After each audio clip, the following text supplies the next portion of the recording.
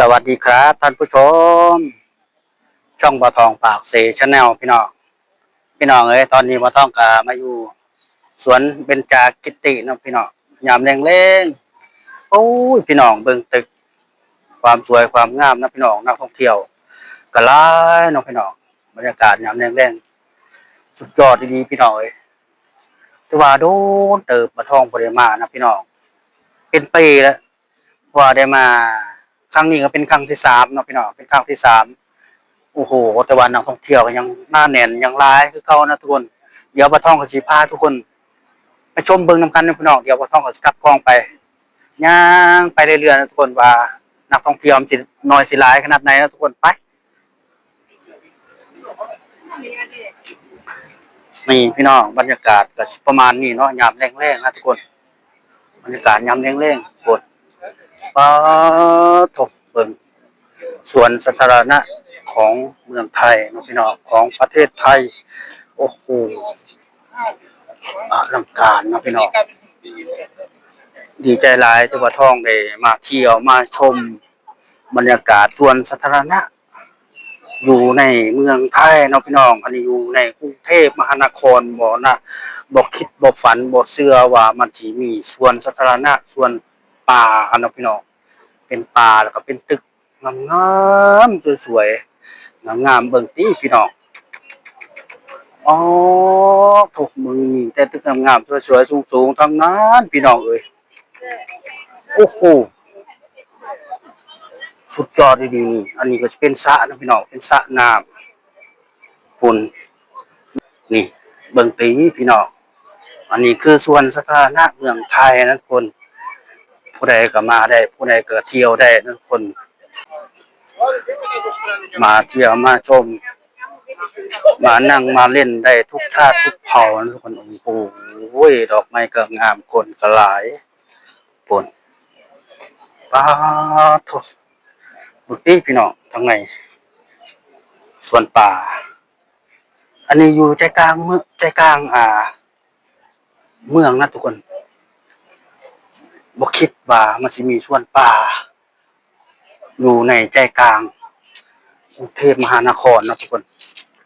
ป้าโถเบิ่งนักท่องเที่ยวทุกคนเอ้ยแบบว่ามามองนี้นะทุกคนเย็นสบายนะทุกคนโอ้โหลมกะ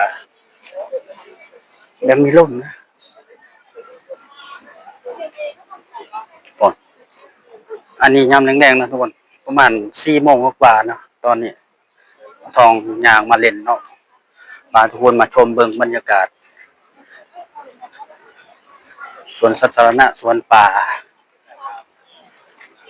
แล้วก็สิมีบึงมีคลองน้ำนะคนโอ้ยพี่น้อยนักท่องเที่ยวคนอ่าความสวยความงามความอลังการคนพี่น้องเอ้ยมีแต่ตึกสูงตึกใหญ่ตึกงามคนอ่าโถสะออนเด้สะออนหลายอ่อนซ่อนนี่คนส่วนทางนี้ก็จะเป็นป่านะทุกคนป่านกกระลาหลายปดเบิ่งบรรยากาศแบบร่มรื่นชุ่มชื้นนะทุกคนโอ้ยบ่น่าเชื่อว่าพระเจ้าสิเฮ็ดได้ขนาดนี้นะทุกคน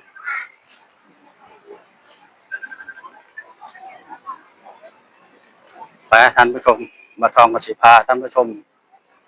เดินไปต่อนะทุกคนโอ้โหนี่ไปพี่น้องเดี๋ยวจะพาทุกคนเข้าไปเบิ่งข้างในเนาะเพราะว่ามันสิมีพระนำได้พี่น้องอยู่ข้างในบนป้าถูกมาทองบ่คิดบ่ฝันบ่น่าเชื่อเลยว่าเมืองไทยเขาสิมีแบบนี้เนาะพี่น้องมันสิมีสวนป่าสวนสาธารณะอยู่ในกลางเมืองเนาะพี่น้องกลางกรุงเทพโอ้โหอันนี้เป็นแบบธรรมชาติสุดๆเลยนะทุกคนไปพี่น้องเดี๋ยวว่าทองกับสิพาทุกคนเดินชมไปเรื่อยๆนะทุกคนบรรยากาศนักท่องเที่ยว ท่องเที่ยวก็หลายมันบ่แม่นว่าสิมีแต่ทางนี้ทางเดียวนะทุกคนพุ่นมีหลายทางหลายมุมมีให้เดินให้ชมไปทุกอย่างทุกทางทุกมุมพุ่นโอ้ความงามของธรรมชาตินะทุกคน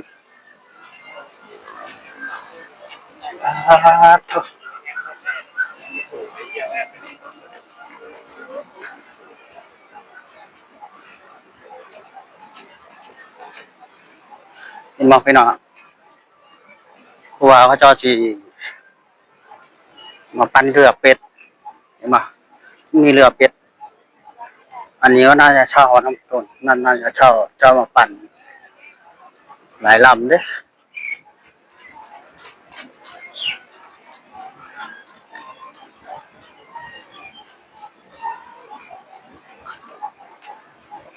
โอ้เขียวงามเหมือนกับอยู่ป่าเลยทุกคนเลยก่อนก็สิมีศาลาให้นั่งพักผ่อนโอ้โหน้องเอ๋ปวด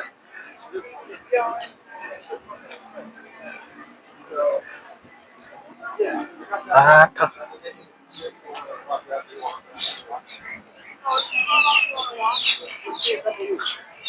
เบิ่งทีเขาเจ้าเฮ็ดพี่น้องลาดยางอย่างดีแล้วนะทางเดินในสวนทุกคนเขาเจ้าลาดยางอย่างดี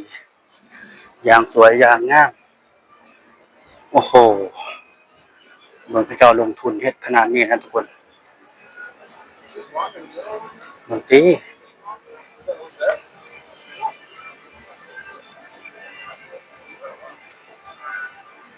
โอ้อยู่ข้างหน้ามีงานนะทุกคนมีงานข้างหน้ามีงานจะเป็นงานอิหยังบ่นพี่น้องเอ้ยเถอะ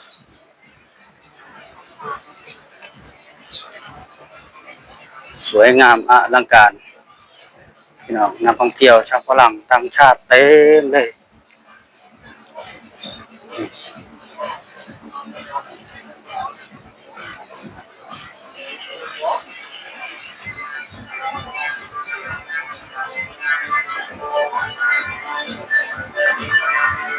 เจ้ามีงาน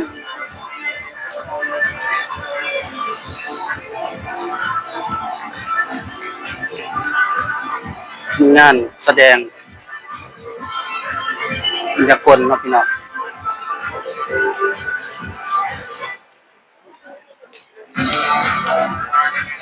อันนี้คืออยู่สวนเบญจกิตินะทุกคน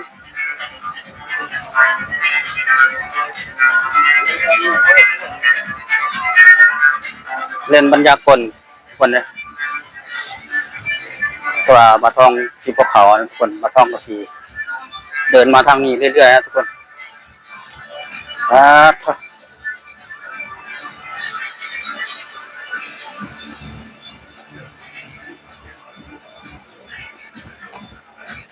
ก็มาท่องซ้อมเธอไอ้ต้นใหม่หน่อยเขาจะเอามาปลูกนี่แต่ต้นงามๆสวยๆดอกใหม่ต้นใหม่แบบลมรื่นแบบเหมือนกับอยู่กับธรรมชาตินะเหมือนที่อยู่ป่าอยู่ดงจริงๆแล้วมันเป็นอยู่ป่าอยู่ดงในอันนี้เป็นสวนเขาเจ้าอ่าสร้างขึ้นมานะทุกคนทเบิ่งนักท่องเที่ยวลายแห้งนี้พี่น้องสุดยอดว้าวว้าวว้าวว้าวว้าว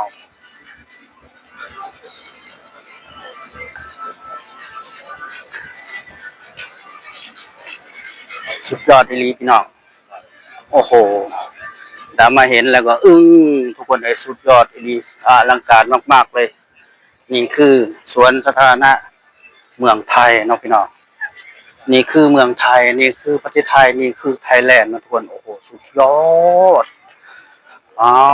ทุกนี่มองนี่กับเป็นทางเขาคือกันนะพี่น้องเป็นทางเขาเพราะว่าออกทางนี้ก็ได้ออกทางนี้ก็ยากรอไปคุณนะทุกคนออกรอไปคุณก็ได้อยากซื้อไปเลยนะทุกคนเป็นถนนใหญ่ว้าวพี่น้อยสุดยอดอีเอาท่านผู้ชมสำหรับคลิปนี้นะมาท่องกับศิลาท่านผู้ชมเพียงเท่านี้นะพี่น้องถ้ามากับฝากกด Subscribe กดไลค์กดติดตามเนาะ สิ่งที่สำคัญเนาะพี่น้องกดข้ามโฆษณาเพื่อเป็นกำลังแรงใจให้บ่าวทองเด้อทุกคนสำหรับคลิปนี้ก็ศิลาท่านผู้ชมเพียงเท่านี้เดี๋ยวพบกันใหม่คลิปหน้าสวัสดีครับ